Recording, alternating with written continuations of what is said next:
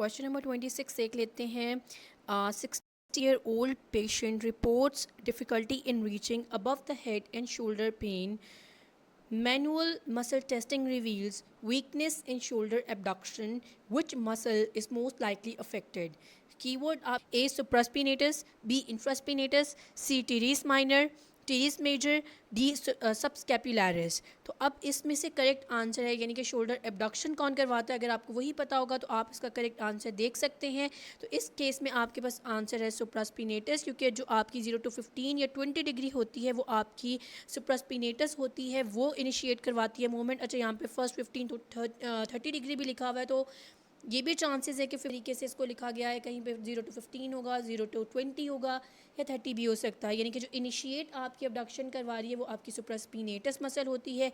तो अगर सुप्रास्पिनेटस का आपका मतलब कि कोई उसमें प्रॉब्लम आ जाए, उसके अंदर कोई इंजरी हो जाए, तो उसकी वजह से आपकी क्या हो सकती है, आपकी शोल्डर एबडक्शन वीक हो सकती है। इसके अलावा अगर हम बात करें इंफ्रास्पिनेटस की, तो इंफ्रास्पिनेटस आपकी करवाती है एक्सटर्नल रोटेशन में इन्वॉल्व होता है। टीरिस मेजर की बात करें, वो असिस्ट करता है एडक्शन को, इंटरनल रोटेशन को। सबस्कैपुलरिस को बात करें तो वो मेजर रिस्पॉन्सिबल होता है आपके इंटरनल रोटेशन का। तो ये अगर आपने इन मसल्स के फंक्शन भी याद किए होंगे तो आपको करेक्टली इसका आंसर मिल जाएगा। Question number 27. A 50-year-old patient with a history of diabetes presents with severe pain in metatarsal region and difficulty walking. On examination, there is positive Morton's test and tenderness between metatarsal heads. What is the most likely diagnosis? अच्छा, यहाँ पे आपके पास जो है keywords के तौर पे अगर हम देखा जाए तो स्वेयर पेन है मेटाटार्सल रीजन में, ठीक है, एंड डिफ़िकल्टी है वॉकिंग के अंदर, और साथ में मॉर्टन्स टेस्ट एक बहुत क्लियर इंडिकेशन है आपको कि इसका आंसर क्या होगा, और टेंडरनेस है बिटवीन मेटाटार्सल हेड्स के। तो इसमें डायग्नोसिस क्या है, जो मॉर्टन्स टेस्ट है वो आपका मॉर्टन्स न्यूरोमा में ही पॉजिटिव आता है। तो इससे तो आपको वैसे ही क्लियर हो जाएगा कि इस केस में आपका आंसर क्या है। ऑप्शन आपके पास है A Morton's neuroma, B metatarsal stress fracture, C plantar fasciitis, या आपके पास डी हेलिक्स वल्गस। अब इस केस में आपको मैं पहले बता चुकी हूँ, आपका करेक्ट आंसर है मॉर्टन्स न्यूरोमा, क्योंकि उसके अंदर क्या होता है, आपकी टेंडरनेस भी पाई जाती है और पेन भी होता है मेटाटार्सल हेड के ऊपर। अब मॉर्टन टेस्ट इसमें पॉजिटिव होता है। अगर बात की जाए मॉर्टन टेस्ट क्या होता है, मॉर्टन टेस्ट के अंदर स्क्वीज़ किया जाता है आपका फुट, जिसके ऊपर क्या होता है, कंप्रेशन बिल्डअप किया जाता है मेटाटार्सल हेड्स के ऊपर। तो जब वो कंप्रेशन आती है उसके ऊपर और उसको जब पैल्पेट किया जाता है बिटवीन द मेटाटार्सल बोन, तो आपको पेन अराइज करता है। यहाँ पे जब पेन रिप्रोड्यूस किया जाता है तो ये पॉजिटिव आपका क्या होता है, मॉर्टन्स न्यूरोमा के केस में पॉजिटिव टेस्ट होता है, क्योंकि इसमें पेन बहुत एग्रावेट कर जाएगी और इसमें क्लिकिंग सेंसेशन का भी आना पॉसिबल है। और इससे क्या आपको इंडिकेट होता है कि मॉर्टन्स न्यूरोमा पॉजिटिव है, मॉर्टन टेस्ट पॉजिटिव है आपका। तो ये आपका क्या है, इस केस में आपका आंसर है ए मॉर्टन्स न्यूरोमा। और अगर बात की जाए मेटाटार्सल स्ट्रेस फ्रैक्चर की, तो उसमें लोकलाइज्ड पेन होगा जो कि वेट बेरिंग के साथ वर्सन हो जाएगा। यहाँ पे तो वॉकिंग हो रही है, डिफ़िकल्टी से हो रही है, लेकिन अगर आप फ्रैक्चर के साथ वॉक आपके लिए अनेबल हो जाएंगे, आप वॉक नहीं कर सकेंगे, उससे बहुत ज़्यादा डिफ़िकल्ट हो जाता है, बहुत ज़्यादा मतलब कि आप कह लें स्वरिटी पेन की इतनी ज़्यादा होती है कि आप चल नहीं सकते हैं। प्लांटोफिशियाइटिस की बात की जाए तो आपका हील पेन होगा, मेटाटार्सल में पेन नहीं होगा। हेलिक्स वेल्गस की बात की जाए तो आपके बिग टो के जो बेस होती है उसके ऊपर आपको पेन और डिफॉर्मिटी फील हो सकती है। इसके अलावा सिर्फ इस केस में अगर आपको आंसर देखना है तो आपको मॉर्टन्स न्यूरोमा है, बाकी भी मैंने आपको एक्सप्लेन कर दिया कि बाकी क्यों इसके आंसर नहीं बनते हैं। Question number 28. A 30-year-old runner presents with pain on inner side of his knee worsened by running and going up and downstairs. What is the most likely diagnosis? 30 साल है एज, आपको पता लग जाएगी कि एज कौन सी है। आपने की पॉइंट्स ढूंढने होते हैं क्वेश्चन में से, क्योंकि क्वेश्चन के अंदर कभी कभी बहुत डायरेक्ट आपको, जैसे पीछे अभी क्वेश्चन में मॉर्टन्स टेस्ट जो था एक क्लियर कट इंडिकेशन थी कि आपका आंसर क्या होगा, लेकिन आपको बाजू का देखना पड़ता है कि आपका क्वेश्चन कहाँ इंडिकेट कर रहा है, कहाँ आपका इसका पॉसिबल आंसर बन सकता है। तो इससे एज भी देखनी होती है, जो पॉसिबल आपके पास कीवर्ड्स होते हैं उसको अच्छे से नोट करना होता है। तो इसीलिए बार बार क्वेश्चन उसी कीवर्ड्स के ऊपर जोर देकर मैं पढ़ती हूँ ताकि आपके लिए ईजी हो सके और आप क्वेश्चन को भी पेपर या एग्जाम्स में उसी तरीके से अटैम्प्ट करें, इसी तरीके से पढ़ें, तो आपके लिए आंसर ढूंढना बहुत ईजी हो जाएगा। 30-year-old एज 30 है, पेन कहाँ है, इनर साइड ऑफ हिज नी, जो कि वर्स हो जाती है जब बंदा रन करता है या अपस्टेयर्स या डाउन, दोनों में, मतलब ऊपर भी जाते पेन होगा, डाउनस्टेयर्स में भी पेन हो रहा है। इस केस में आपका डायग्नोसिस क्या हो सकता है, A medial meniscus tear, B medial collateral ligament sprain, C pes anserine bursitis, D patellofemoral pain syndrome. तो आपका इस केस में करेक्ट आंसर है सी पेस एंसरीन बर्साइटिस जो है इस कंडीशन में आपका इनर साइड पे पेन होना और एग्रावेट करना रनिंग में, और ऊपर जाते हुए भी नीचे जाते हुए भी आपका पेन सेम रहना। इसका मतलब ये अब आपको बर्साइटिस की कंडीशन है, ऐसी कंडीशन जिसके अंदर आपका क्या है मतलब इन्फ्लेमेशन हुई हुई है, अंदर वाली साइड के पेन एंसरीन आपका जो बर्सा है वो इन्फ्लेम किया हुआ है। आपको पेन की लोकेशन भी इसके अंदर दिखाई गई है और साथ में आपको पेस एंसरीन जो है आपका बर्सा कहाँ पे लोकेटेड होता है वो एरिया भी दिखाया गया। अगर आप ये पिक्चर देखेंगे मीडियल साइड है आपकी मतलब के टांग की, कि ये देखें कि ये वाला एरिया किस तरीके से इन्फ्लेम्ड है, ये रहा आपका पेस एंसरीन बर्सा और ये आपका पेन का एरिया होता है लोकेशन का। तो इस केस में आपका आंसर जो है पेस एंसरीन बर्साइटिस है। Question number 29, a 38-year-old patient complains of pain and weakness in medial thigh after a soccer injury. Manual muscle testing reveals weakness in hip adduction. Which muscle is most likely involved? अच्छा, अब यहाँ पे जैसे अभी पीछे भी हमने question attempt किया, सीधा उसने पूछा है कि हिप की वीकनेस इन हिप एडक्शन में कौन सा मसल इन्वॉल्व हो सकता है। क्वेश्चन आपको तब भी इसीलिए पढ़ा था कि आप कीवर्ड्स ढूंढना सीख सकें, और अभी में जो है अगर आप ऐसे क्वेश्चन में डायरेक्ट देखें तो आपके अंदर पूछा जो गया है वो ये है, जब आपकी प्रैक्टिस इससे ज़्यादा होती जाएगी तो आपको अंदाज़ा हो जाएगा कि किस तरीके से आपने क्वेश्चन मार्क करना होता है। जैसे इसमें डायरेक्ट आपसे ये पूछा गया है कि इसमें आपका जो वीकनेस आ रही है एडक्शन में तो कौन से आपके मसल इन्वॉल्व हो सकती है, ए एडक्टर लॉन्गिस, बी सार्टोरियस, सी रेक्टस फेमोरिस या D bicep femoris. Correct answer है एडक्टर लॉन्गिस होगा, क्योंकि वही एडक्शन करवाता है। जो आपका सार्टोरियस मसल है वो इन्वॉल्व होता है फ्लेक्शन के अंदर, एबडक्शन के अंदर, लैटरली रोटेट जब हिप करता है तब भी इन्वॉल्व होता है, और ये आपके नी फ्लेक्शन में भी इसमें असिस्ट करता है। रेक्टस फेमोरिस की बात की जाए एक्सटेंड करता है नी, आपके क्वाड्स का पार्ट होता है। बाइसेप फेमोरिस की बात की जाए आपके हैमस्ट्रिंग का पार्ट होता है, फ्लेक्स करता है नी को, एक्सटेंड करता है हिप को। तो ये मसल के डायरेक्ट उन्होंने फंक्शन पूछा हुआ है, और बाज़ों का ऐसे क्वेश्चन आते हैं, मैंने आपको लास्ट वीडियो में भी बताया है कि जहाँ पे आपको पूरी एक लंबी सी स्टेटमेंट होती है लेकिन पूछा बहुत बेसिक सा गया होता है।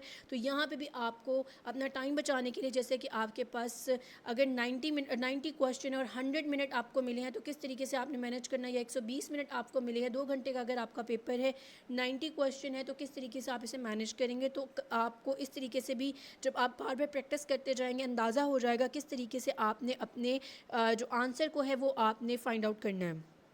क्वेश्चन नंबर 30 की बात की जाए, अ 50-year-old patient with knee osteoarthritis is undergoing low level laser therapy. LLLT के अंदर है पेशेंट, यानी कि ऑस्टियोआर्थराइटिस है, लो लेवल लेज़र थेरेपी करवाई जा रही है। How does LLLT help in managing this condition. अब यहाँ पे भी डायरेक्ट LLLT का कंडीशन किस तरीके से मैनेज कर रही है, इस कंडीशन को उसका फंक्शन पूछा गया कि किस तरीके से वो उस कंडीशन को हेल्प आउट कर रही है। A by providing thermal effects to the joint, B by stimulating cellular activity and reducing inflammation, C by promoting muscle contraction, या D by enhancing joint lubrication. तो इस केस में आपका करेक्ट आंसर है B by stimulating cellular activity and reducing inflammation. Low level की जो laser therapy होती है वो स्टिमुलेट करती है सेलुलर एक्टिविटी को, प्रमोट करती है टिश्यू रिपेयर को, रिड्यूस करती है इन्फ्लेमेशन को, जिसकी वजह से पेन कम हो जाता है और जॉइंट फंक्शन इम्प्रूव करता है। तो इस केस में आपका करेक्ट आंसर है B by stimulating cellular activity and reducing inflammation. Question number 31. A 45-year-old office worker presents with complaints of pain, numbness and tingling in her right arm and hand. Numbness भी है, tingling sensation भी है, कहाँ पे है, right arm में और hand में. Which worsen after long periods of typing. जो टाइपिंग के साथ ज़्यादा बुरी हो जाती है. टाइपिंग से रिलेटेड हम लोगों ने लास्ट वीडियो में भी क्वेश्चन किए और मैंने तकरीबन सारी rotator cuff tier, cervical radiculopathy, carpel tunnel syndrome, हमने बार बार इसको डिस्कस किया कि ऐसे कंडीशंस में अभी भी पीछे क्वेश्चन आया था, मैंने इसीलिए रिपीट नहीं किया क्योंकि मैं बहुत ज़्यादा डिटेल में ये आपको लास्ट वीडियो में समझा चुकी हूँ कि कैसे हम लोगों ने इन सारी कंडीशन को डिफ्रेंशिएट करना है, कैसे हमें पता लगेगा कि किस कंडीशन में ख़ास एक क्लासिकल साइन हमें मिलेगा तो हम उस कंडीशन को मतलब कि रिलेट कर पाएंगे कि ये पॉसिबल या लाइकली आंसर आपका हो सकता है. तो अभी टाइपिंग के दौरान ये पेन वर्स हो रहा है. She also reports occasional swelling in her right hand. अब हैंड में स्वेलिंग भी है लेकिन ओकेजनल है, कभी कभार हो जाती है. And difficulty with fine motor task, यानी फाइन मोटर टास्क जब वो करती है तब भी डिफ़िकल्टी होती है. फिजिकल एग्जामिनेशन जब की जाती है, you find diminished radial pulse and positive Adson's test. जो एडिसन्स टेस्ट है वो पॉजिटिव है, रेडियल पल्स कम है, डिमिनिश्ड है, इसमें आपका डायग्नोसिस का। अच्छा, अगर बात की जाए ऊपर से पेन, नमनेस, टिंगलिंग, ये आपको डेफिनेटली बाकियों में भी मिलते हैं, तो यहाँ हमें थोड़ा अपना जहन लगाना पड़ता कि भाई क्या पॉसिबल क्वेश्चन हो सकता है। लेकिन आपका यहाँ पे जो जो डायरेक्ट आपको क्लू दे रहा है कि आपका आंसर क्या होना चाहिए, वो रेडियल पल्स का वीक होना और एडसन्स टेस्ट का पॉजिटिव होना। ये दोनों कंडीशन आपकी थोरेसिक आउटलेट सिंड्रोम में होती हैं। तो आपका करेक्ट आंसर इस केस में है थोरेसिक आउटलेट सिंड्रोम। जो ऑप्शन अवेलेबल है वो है thoracic outlet syndrome, B carpal tunnel syndrome, C rotator cuff tear, C cervical radiculopathy.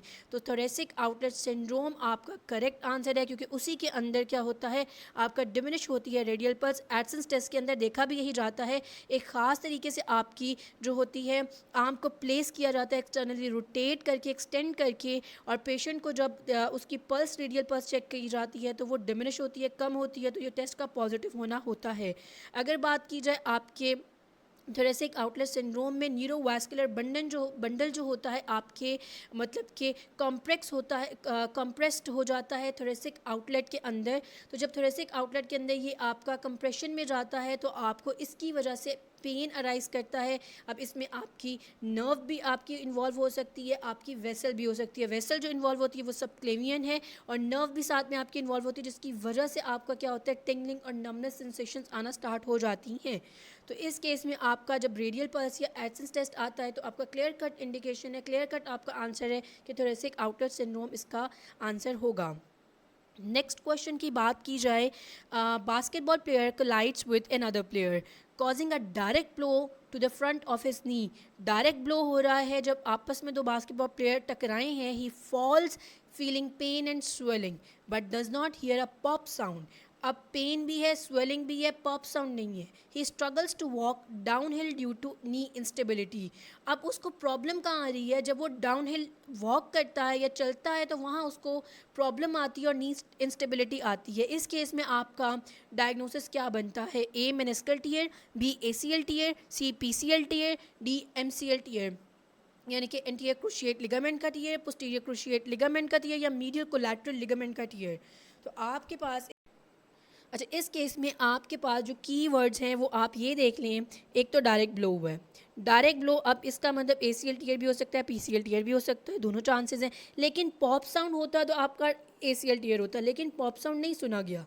और अगला आपके पास जो क्लू है वो डाउन हिल में आपको तकलीफ़ हो रही है। मैंने आपको लास्ट वीडियो में भी ये पूरा चार्ट दिखाया था जहाँ पे आपको meniscal tear, ACL tear, PCL tear और MCL टीयर, और साथ में आपका लैटरल कोलैटरल लिगामेंट, 5 चीज़ों के डिफ्रेंशिएट करने का तरीका बताया गया था कि किस तरीके से आपको इनके अंदर जो है वो डिफरेंट क्लिनिकल साइंस मिलते हैं, क्लासिकल साइंस मिलते हैं, जो कि आप को मतलब कि क्लू देते हैं कि आपका पॉसिबल आंसर क्या हो सकता है। तो जब पॉसिबल आंसर इस केस में आपका बनेगा कि ये PCL टीयर है, कि आपका करेक्ट आंसर है C PCL टीयर, क्योंकि इसमें पॉप साउंड सुनाई नहीं दिया लेकिन इंस्टेबिलिटी भी आई है, और डाउन हिल में क्या हुआ है, आपको वॉक करने में इंस्टेबिलिटी आ रही है, प्रॉब्लम भी आ रही है। ये अच्छा ये टेबल है जिसका मैं भी आपसे जिक्र कर रही थी। ACL टीयर में क्या है, आपके पास मैकेनिज्म ऑफ इंजरी भी बताई गई है और कॉमन स्पोर्ट्स भी बताई गई हैं।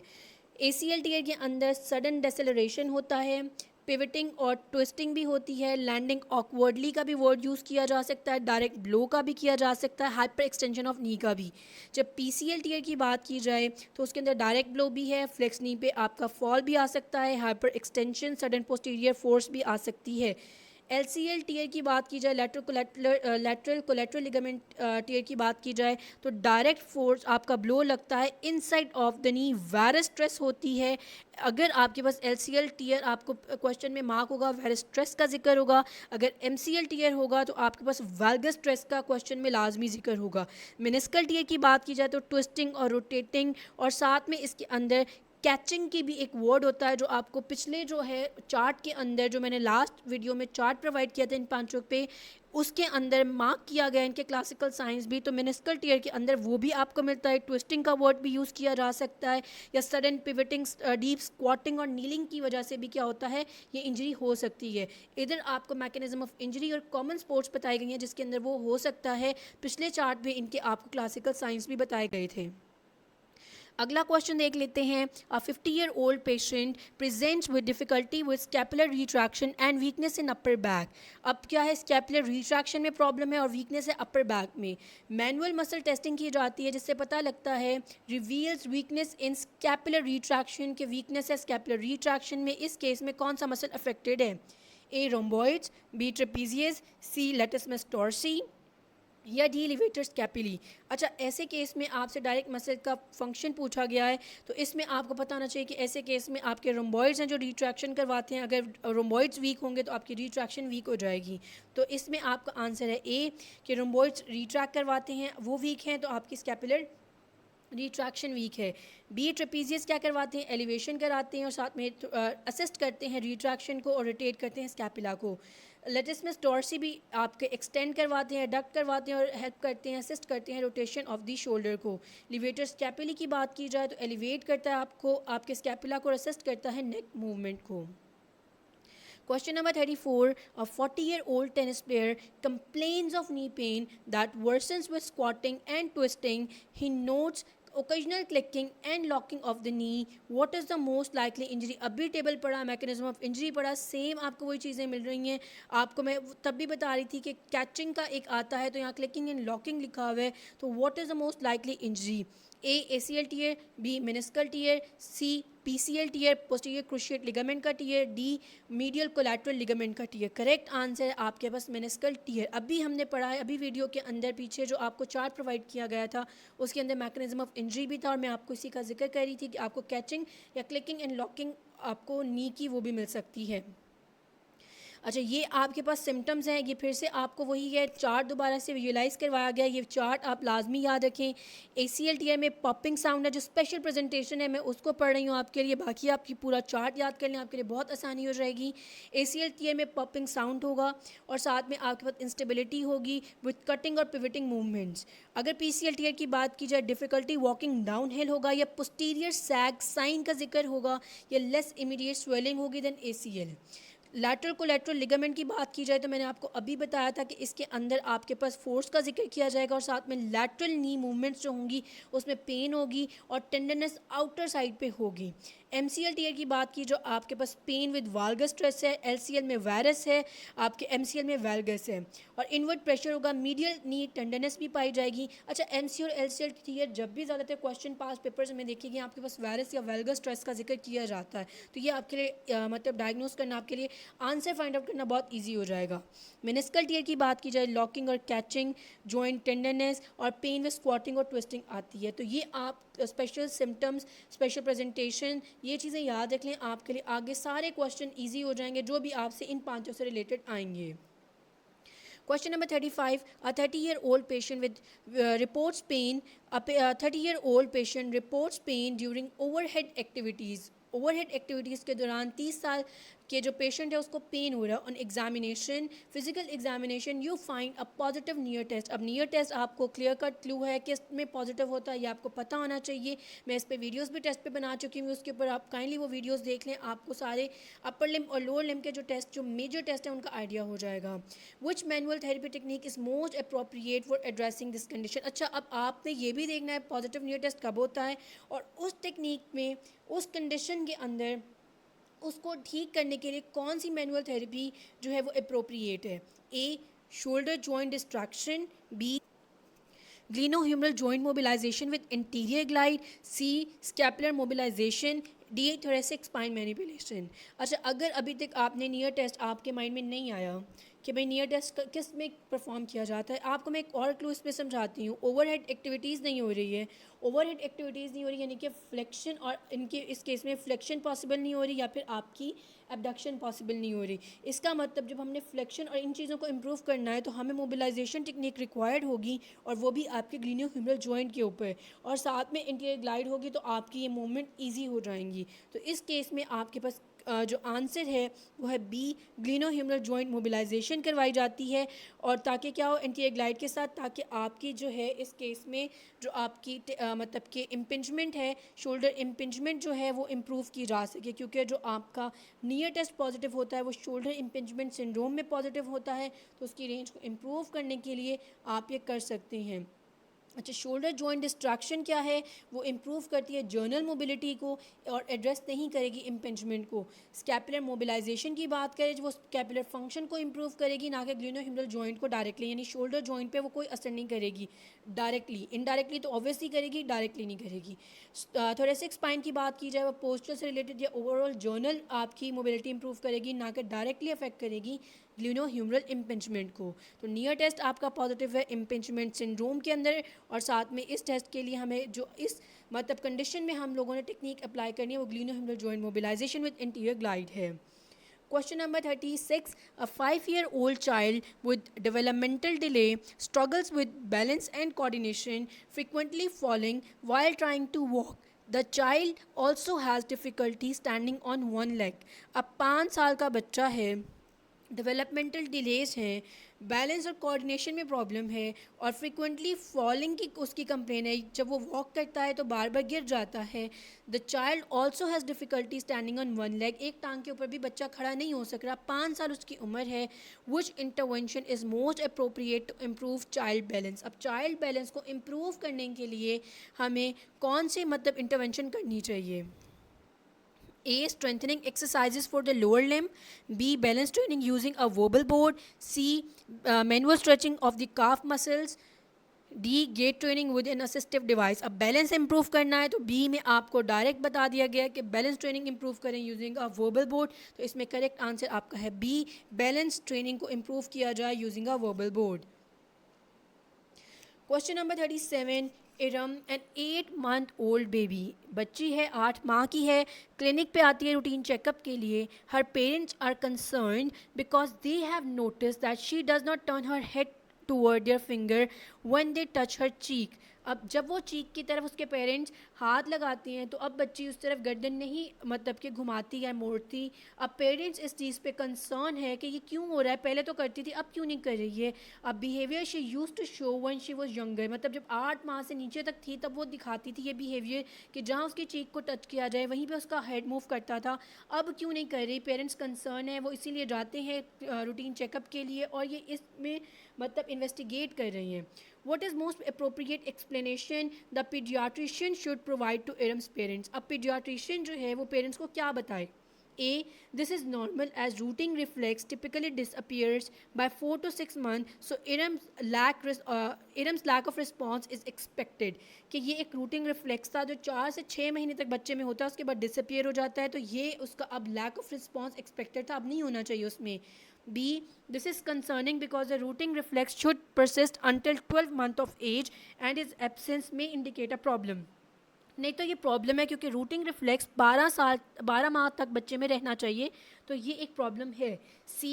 This is the moral reflex and is absence is concerning and require further investigation. ये एक मोरल रिफ्लेक्स है और एब्सेंस इसकी ये बताती है कि ये कंसर्निंग एरिया है और इसकी इन्वेस्टिगेशन होनी चाहिए।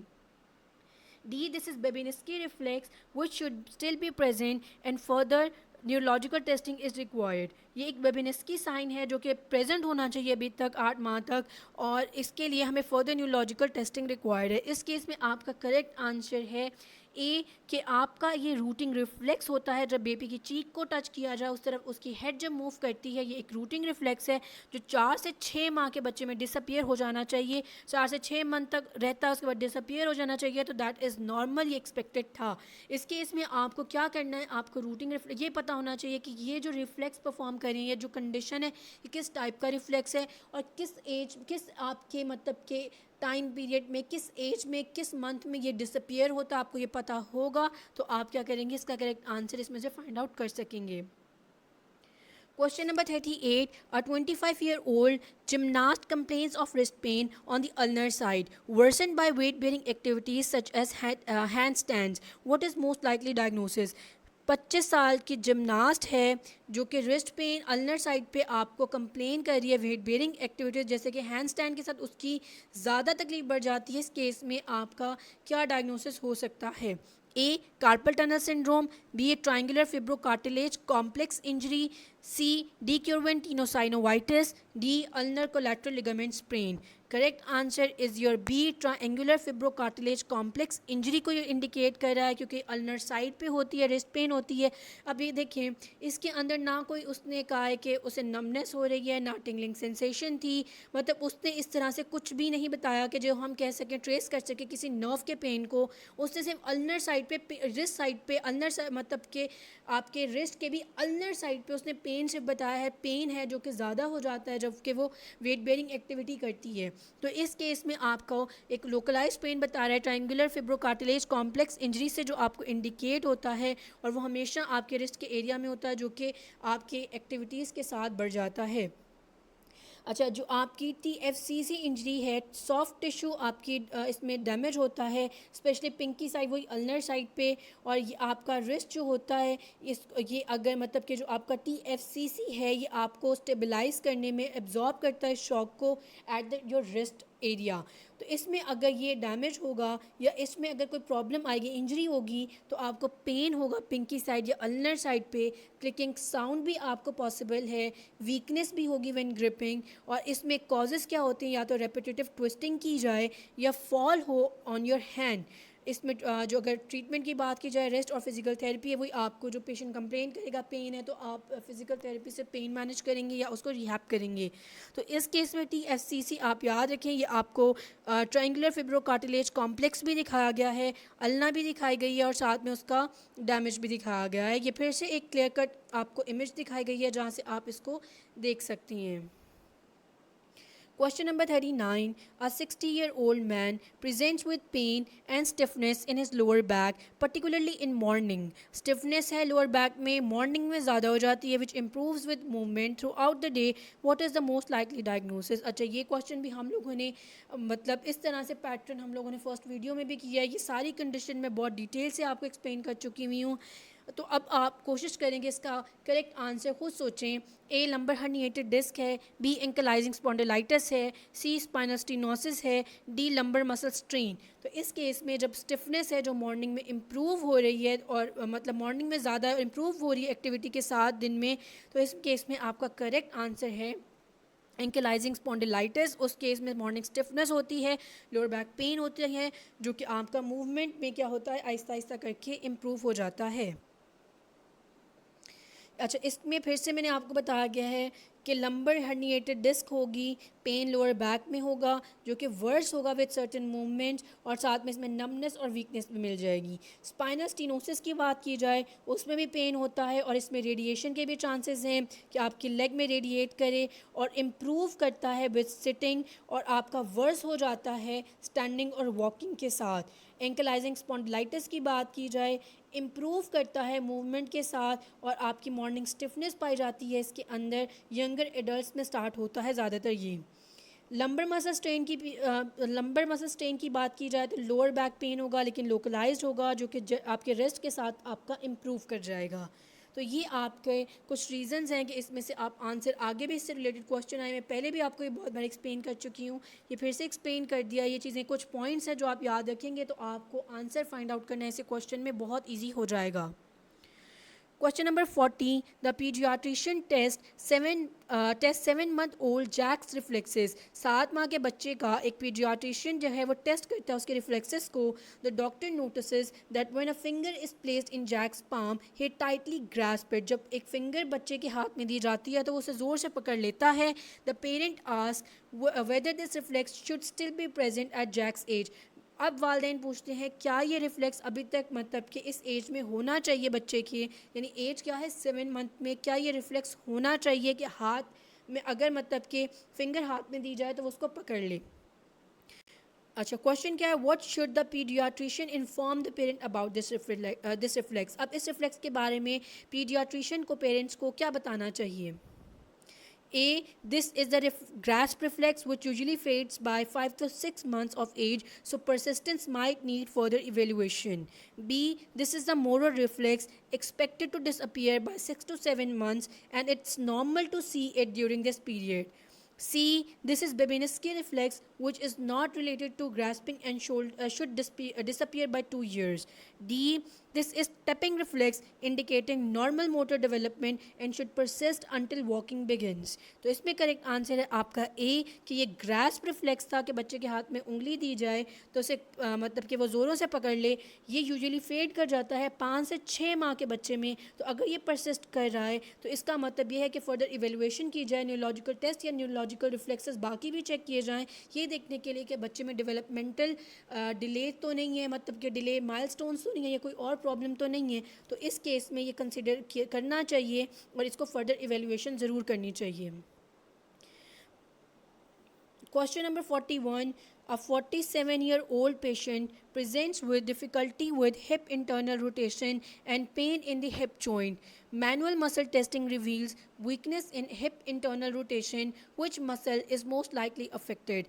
47-year-old age है, डिफ़िकल्टी है हिप की इंटरनल रोटेशन में, तो अब कौन सी मसल इसमें इन्वॉल्व है? क्योंकि हिप की इंटरनल रोटेशन में वीकनेस है। A gluteus medius, interior fibers, B gluteus maximus, C iliopsoas, D piriformis. तो करेक्ट आंसर है आपका ए ग्लूटियस मीडियस के इंटीरियर फाइबर्स रिस्पॉन्सिबल होते हैं आपकी इंटरनल रोटेशन के। अगर वो वीक होंगे तो आपकी हिप की इंटरनल रोटेशन वीक हो जाएगी।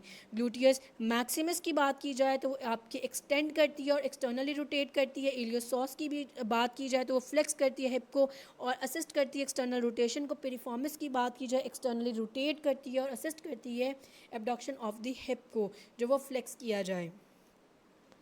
Question number 42. A 35-year-old patient presents with hip pain and limited internal rotation. Hip pain है, साथ में internal rotation limited है. What manual therapy technique is most likely to be beneficial for this patient? A. Hip joint mobilization with internal rotation. B. Joint distraction. C. Iliotibial band stretching. D. Pelvic tilt. तो इस case में जब internal rotation limited है, साथ में hip pen है, तो आपके लिए करेक्ट आंसर है मोबिलाइजेशन की जाए कि लिमिटेड मूवमेंट को हम क्या कर सकें, रीस्टोर कर सकें। तो इस केस में hip joint mobilization with internal rotation करना चाहिए ताकि रेंज को गेन किया जा सके और हिप पेन को कम किया जा सके। Question number 43. Aliza, 35-year-old patient, is recovering from recent shoulder surgery and has limited range of motion due to stiffness. अब stiffness है, stiffness की वजह से उसकी limited range of motion है. The physical therapist decide to use electrotherapy to address this issue. अब physiotherapist क्या decide करे कि electrotherapy का इस्तेमाल करेगा. अब which electrotherapy modality is most appropriate for improving range of motion and addressing stiffness? अब इनमें से कौन सी ऐसी modality है जो कि range of motion को improve करने के लिए और stiffness को address करने के लिए beneficial रहेगी पेशेंट के लिए? A neuromuscular electrical stimulation, B transcutaneous electric nerve stimulation जिसे टेंस कहते हैं, C ultrasound therapy, D high voltage pulsed current. आपका इस केस में आंसर है सी अल्ट्रासाउंड थेरेपी, क्योंकि वो आपकी इम्प्रूव करेगी रेंज ऑफ मोशन और एड्रेस करेगी स्टिफनेस। अगर यहाँ पे हम बात करते आपके NMES की, तो वो यूज़ किया जाता है जब आपने मसल की स्ट्रेंथनिंग करनी हो, तब आप वो न्यूरोमस्कुलर इलेक्ट्रिकल स्टिमुलेशन यूज़ करते हैं। अगर हम बात करें आपके टेंस की, तो वो यूज़ करते हैं जब आपने पेन को रिलीव करना हो। अगर हाई वोल्टेज पल्स्ड करंट की बात की जाए तो वो तब यूज़ किया जाता है जब आपने वूंड की हीलिंग करनी हो, एडिमा साथ में आपने रिमूव करना हो, और जब इस केस में मतलब कि अगर आप सारा देखें तो आपके लिए सूटेबल आंसर है अल्ट्रासाउंड थेरेपी। दो पेन के लिए अगर हम हमसे बात करते तो आपका वो आ जाता, टेंस आ जाता, लेकिन यहाँ पे आपने स्टिफनेस को ख़त्म करना है, इम्प्रूव करना है रेंज ऑफ मोशन को, तो उसके लिए क्या है, स्टिफनेस के लिए बेहतरीन ऑप्शन इस केस में आपके पास अल्ट्रासाउंड थेरेपी है। 44 question. 45-year-old patient reports persistent groin pain that worsens with hip flexion and internal rotation. Pain कहाँ है, ग्रोइन पेन है जो कि बुरी हो जाती है हिप फ्लेक्शन और इंटरनल रोटेशन के साथ। The patient denies any history of trauma. Patient कह रहा है मुझे कोई ट्रामा नहीं हुआ, but mentions a recent increase in activity level. लेकिन वो ये कि रीसेंट उसकी एक्टिविटी जो है वो ज़्यादा हो गई हुई है, यानी कि उसका एक्टिविटी स्ट्रेस लेवल ज़्यादा हो चुका हुआ है। इस केस में what is the most likely diagnosis?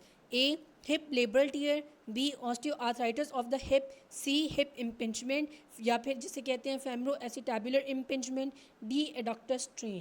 तो इस केस में आपका करेक्ट आंसर है C hip impingement, femoro acetabular impingement, क्योंकि इसमें आपके पास कीवर्ड था कि एक्टिविटी लेवल ज़्यादा हो चुका हुआ है, ट्रॉमा उसे नहीं हुआ और इसमें स्टिफनेस नहीं थी, तो इसलिए हम ऑस्टियोआर्थराइटिस ऑफ हिप भी नहीं कंसीडर कर सकते। ये आपको ऊपर बताया हुआ कि अगर हिप लेबरल टेयर की बात की जाए तो आपको ग्रोइन पेन होता, साथ में कैचिंग सेंसेशन होती और ट्रॉमा का जिक्र पेशेंट करता। ऑस्टियोआर्थराइटिस की बात की जाए तो स्टिफनेस का वर्ड यूज़ होता, रिड्यूस्ड रेंज ऑफ मोशन का वर्ड यूज़ होता। हिप इम्पिंजमेंट की बात की जाए तो ग्रोइन पेन होगी जो कि हिप की फ्लेक्शन इंटरनल रोटेशन के साथ ज़्यादा हो जाएगी और साथ में इसमें आपके पास रेपिटेटिव जो होता है मतलब कि मूवमेंट से रेपिटेटिव आपकी एक्टिविटी की वजह से ये चीज़ ज़्यादा बढ़ रही होती है। एडक्टर स्ट्रेन की बात की जाए तो पेन इनर थाई में होगा जो कि एग्रावेट नहीं करता आपके हिप फ्लेक्शन या रोटेशन के साथ। तो इस केस में आपका करेक्ट आंसर है hip impingement, femoro acetabular impingement. Question number 45. A 40-year-old patient reports persistent pain in lower back and buttocks that improves with sitting but worsens with standing and walking. Patient lower back pain के साथ है, बटक में pen है जो कि improve करता है बैठने से और बुरा हो जाता है पेन जब वो खड़ा होता है या चलता है। फिजिकल एग्जामिनेशन से पता लगता है टेंडरनेस है एसआई जॉइंट के ऊपर और रिस्ट्रिक्टेड रेंज ऑफ मोशन है। What is the most likely diagnosis? A. SA joint dysfunction, B. lumbar herniated disc, C. facet joint dysfunction, D. spinal stenosis. Correct answer है आपका A. sacroiliac joint dysfunction, क्योंकि उसने पहले ही बता दिया कि tenderness है आपके over SI joint। SI joint पे जो है टेंडरनेस जो आपका सैक्रोइलियक जॉइंट डिस्फंक्शन है वो पेन आपका प्रेजेंट करेगा लो बैक में, बटक्स में, जो कि इम्प्रूव करता है सिटिंग के साथ और बुरा हो जाता है वाइल स्टैंडिंग एंड वॉकिंग। ये इसके क्लासिकल साइन है, आप रट्टा मारना चाहे रट्टा मार लें लेकिन इसको याद रखें। और टेंडरनेस भी इसमें पाई जाती है over SI joint. Lumbar herniated disc की बार बार पीछे बात कर चुके हुए हैं कि पेन होता है जो कि ऑफन रेडिएट करता है। स्पाइनल स्टेनोसिस में भी इसमें वर्ड ज़्यादातर स्पाइनल स्टेनोसिस में हम यूज़ करते हैं, वर्ड के नीचे रेडिएट करता है, लंबर में कहीं पे मेंशन होगा कहीं नहीं होगा, लेकिन लंबर हर्निएटेड डिस्क में पेन वर्स हो जाता है with sitting.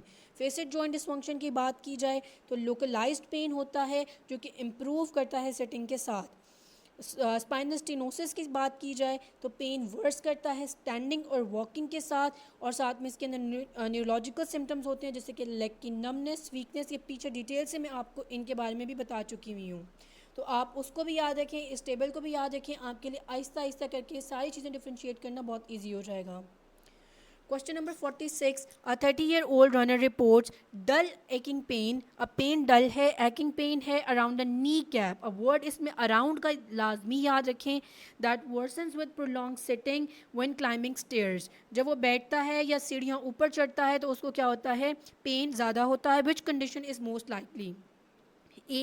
Patellar tendinitis, B. Patellofemoral syndrome, C. Anterior cruciate ligament injury या D. iliotibial band syndrome। अच्छा, नी के आपके अराउंड पेन होना, यहाँ पे आपको दो चीज़ें क्लिक करनी चाहिए, ऑप्शन ए और ऑप्शन बी।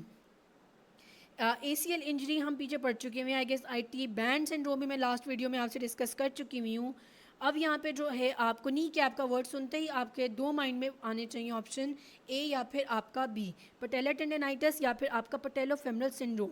तो अब इन दोनों में कैसे डिफ्रेंशिएट करेंगे ये मैं आपको बता देती हूँ। इस केस में जो वर्ड अराउंड है उससे आपको क्लियर कट इंडिकेशन है कि आपका आंसर इसमें बी है, पटेलोफेमरल सिंड्रोम। पटेलोफेमरल सिंड्रोम जिसे हम रनर्स नी भी कहते हैं और पटेलर टेंडनाइटिस को हम जंपर्स नी भी कहते हैं।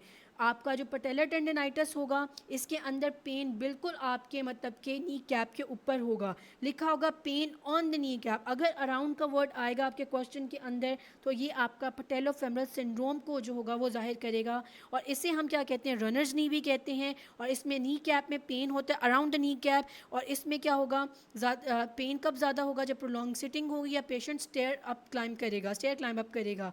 और पटेलर टेंडनाइटिस जो है उसमें पेन होगा आपको नी कैप के बिल्कुल ऊपर और उसे हम कहते हैं जंपर्स नी, और ज़्यादातर जंपिंग और स्क्वाटिंग की वजह से पेन जो होता है अराइज कर सकता है। आई होप ये क्वेश्चन आपको क्लियर हो गया है। अब नेक्स्ट क्वेश्चन देख लेते हैं, question number 47। A 25-year-old swimmer complains of pain in front of his shoulder. Swimmer है और मेरे ख्याल से ये स्विमिंग का भी मैं आपको लास्ट वीडियो में क्लियर कर चुकी हुई हूँ। स्विमिंग है यानी कि आपका बाइसेप की जो है फ्लेक्शन इन्वॉल्व है। अब स्विमर है वो कंप्लेन कर रहा है front of the shoulder worsen by swimming specially during freestyle stroke. What is most likely diagnosis? A bicep tendinitis, B rotator cuff tear, C shoulder impingement syndrome, D labral tear. अब इसमें आपका bicep involve है और bicep tendon involve है, तो clear cut आपको indication है. ये मैंने आपको लास्ट वीडियो में बार बार बताया है. इन जब मैंने आपको bicep tendinitis, rotator cuff tier और शोल्डर इम्पिंजमेंट सिंड्रोम में डिफरेंस बताया था कि स्विमिंग में अगर एक केस आ जाता है और उसमें पेन हो रहा है फ्रंट ऑफ दी शोल्डर पे, तो इसमें आपका क्लियर आंसर है कि आंसर बाइसेप टेंडिनाइटिस है, क्योंकि वो इंटीरियर शोल्डर पेन आपको प्रेजेंट करता है और रेपिटेटिव ओवरहेड मोशन की वजह से वर्स हो रहा होता है, जैसे स्विमिंग. बाइसेप टेंडिनाइटिस का मैंने इधर लिख दिया. फ्री स्टाइल स्विमिंग में पेन जो होगा फ्रंट ऑफ द शोल्डर ज़्यादा होता है और worsen by freestyle swimming होगा. रोटेटर कफ टीयर की बात की जाए, पेन और वीकनेस होगी. फ्रंट ऑफ द शोल्डर पे फोकस नहीं किया जाता रोटेटर कफ टीयर में. शोल्डर इम्पिंजमेंट सिंड्रोम की बात की जाए, पेन ओवरहेड एक्टिविटीज़ के साथ होगा और अफेक्ट करेगा ब्रॉडर एरिया पे compare to bicep tendinitis. Labral tear की बात की जाए, पेन होगी, इंस्टेबिलिटी होगी, क्लिकिंग साउंड भी हो सकता है और लोकलाइज नहीं होता फ्रंट ऑफ योर शोल्डर. तो ये पहले भी बता चुकी हूँ, इसके अगेन आपको साइड नोट में लिखा गया है. क्वेश्चन नंबर 48 देख लेते हैं. 60-year-old patient with frozen shoulder is undergoing shortwave diathermy. What is the primary therapeutic effect of the modality in treating frozen shoulder? अब डायरेक्ट पूछा गया है कि थेरेप्यूटिक इफेक्ट क्या है डायथर्मी का, शॉर्टवेव डायथर्मी का. तो वो क्या मतलब कि इफेक्ट देता है? A. Deep tissue heating to increase tissue extensibility. B. Pain relief through electrical stimulation. C. Muscle strengthening. D. Edema reduction. तो इस केस में आपका करेक्ट आंसर है डीप टिश्यू हीटिंग देता है to increase tissue extensibility. Question number 49. A 45-year-old manual laborer complains of pain and swelling in the elbow following repetitive lifting. The pain is localized to posterior aspect of the elbow. What is the most likely diagnosis? Pain है, मतलब manual labour है जो मतलब कि मजदूर है, हाथ से काम करने वाला, उसको पेन है, स्वेलिंग है एल्बो पे रेपिटेटिव लिफ्ट सामान उठाने की वजह से, और पेन लोकलाइज्ड है posterior aspect of the elbow पे.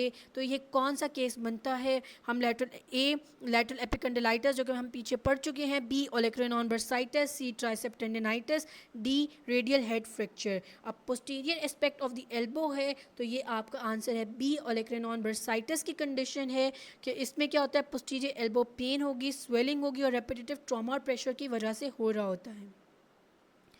Question number 50. A 40-year-old patient presents with difficulty lifting object and weakness in shoulder abduction. Manual muscle testing reveals weakness in shoulder abduction against resistance. What is the most likely muscle affected? अब muscle direct पूछा गया है, कौन सी होगी? A. supraspinatus, B. infraspinatus, C. deltoid, D. teres minor. अब यहाँ पे है कि एबडक्शन में प्रॉब्लम आ रही है, तो एबडक्शन में प्रॉब्लम आ रही है तो आपका करेक्ट आंसर है सी डेल्टॉइड. उसी के मतलब डेल्टॉइड वीक होगा तो आपकी क्या होगी, शोल्डर एबडक्शन वीक हो जाएगी, specially during against the resistance. और अगर सुप्रास्पिनेटस की बात की जाए तो वो 0 to 15 डिग्री इनिशिएट करवाती है और इसके बियॉन्ड जो रेंज आपकी जाती है वो आपके लेके जाती है डेल्टॉइड. इसीलिए क्योंकि रेजिस्टेंस की बात की गई, जब आप रेजिस्टेंस लगाएंगे तो यानी कि अच्छी खासी फोर्स लगाएंगे, उसके लिए आपको डेल्टॉइड रिक्वायर्ड होगा. इंफ्रास्पिनेटस की बात की जाए वो एक्सटर्नल रोटेशन करवाता है. डेल्टॉइड की बात की जाए 15 to 19, ये मैंने आपको शायद लास्ट भी बताया, कहीं बुक्स में लिखा होगा 0 to 15, कहीं पे लिखा होगा 0 to 20, कहीं 0 to 30. तो ये सारी करेक्ट हैं, जो रेंज भी आ जाती है इस रेंज के अंदर ये करेक्ट होती हैं. तो इसके लिए ज़्यादा स्पेसिफिक नहीं हुआ जाता, फ्लेक्सिबल रहना पड़ता है. लेकिन 15 to 90 या फिर आप 30 to 90 बियॉन्ड इसके कह दें तो वो आपके डेल्टॉइड इन्वॉल्व हो जाता है. टीरीज माइनर की बात करें तो वो आपका एक्सटर्नल रोटेशन में इन्वॉल्व होता है. क्वेश्चन नंबर 51 की बात जाए. A 55-year-old woman with history of breast cancer presents with new onset of mid back pain that is constant and worsens at night. What is the most likely diagnosis?